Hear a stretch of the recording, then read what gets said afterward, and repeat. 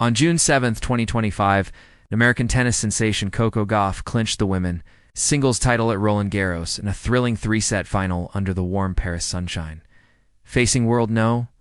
Gauff's victory ends a decade-long drought for American women at the French Open, making her the first U.S. champion since Serena Williams in 2015. It also cements her status as only the second American in the Open era to win two major singles titles on different surfaces before age 22, following Williams' precedent. By adding the Roland-Garros crown to her 2023 U.S. Open win, Gauff has firmly announced herself as the leader of a new wave in American tennis, rewriting expectations and inspiring a generation of young athletes.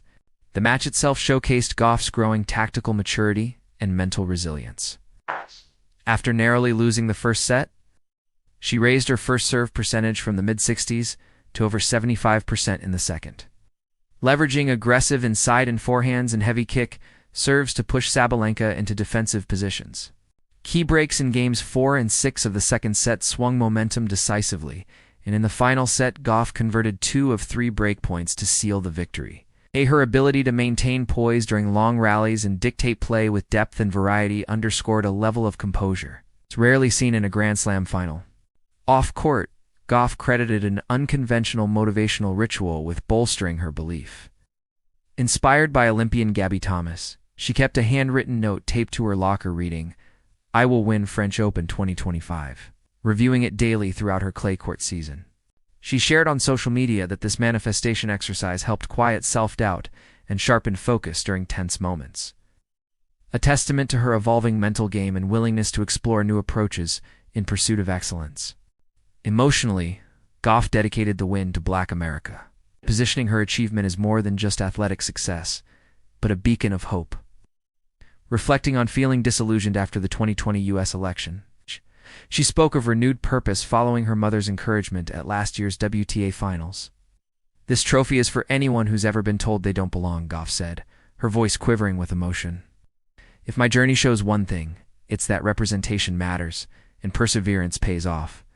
Her remarks resonated broadly, underlining her role as both sports icon and social advocate. Tributes poured in from around the world as former President Barack Obama led the congratulatory messages on social media, followed by First Lady Michelle Obama, NBA superstar LeBron James, tennis great Billie Jean King, and fellow Grand Slam champion Carlos Alcaraz. Each lauded Gauff's poise under pressure and the inspirational impact of her success on young athletes everywhere. The outpouring highlighted not only her on-court prowess, but her growing influence as a role model beyond tennis. Looking ahead, Gauff turns her attention to Wimbledon, which begins July 7, 2025, riding the confidence of her Roland-Garros win and poised to rise to a career high. World No. 2, she enters the grass court season as a leading contender. Analysts point to her improved serve and all-court versatility as weapons well-suited to center court sparse grass, some predicting a deep run that could bring her a third major title before year's end. The tennis world watches eagerly as Gauff's ascent continues. Beyond ranking points, Gauff's triumph carries significant financial rewards. Coco Gauff was born on March 13, 2004, in Atlanta, Georgia, into a household shaped by athletic ambition and academic dedication.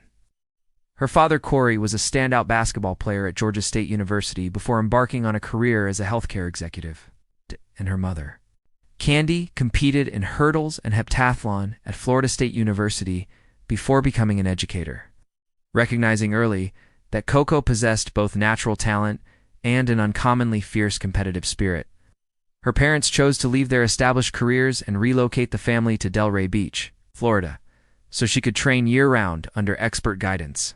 To ensure both rigorous practice and academic stability, Candi took on her daughter's homeschooling, while Cori transitioned into coaching full-time, balancing strategy sessions, on-court drills, and school lessons with meticulous care. From the moment she first gripped a racket at age 6, Coco's upbringing blended structure with unwavering support. Weekdays began at dawn with footwork drills, strength and conditioning, and hours on the tennis court working on volleying, serves, and groundstrokes.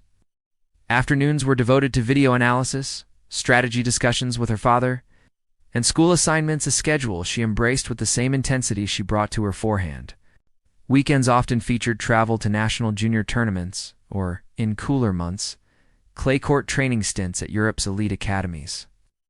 Even as a child, she internalized the lesson that raw talent would only carry her so far. True progress demanded relentless repetition, critical self-review, and a willingness to endure both physical fatigue and mental doubt.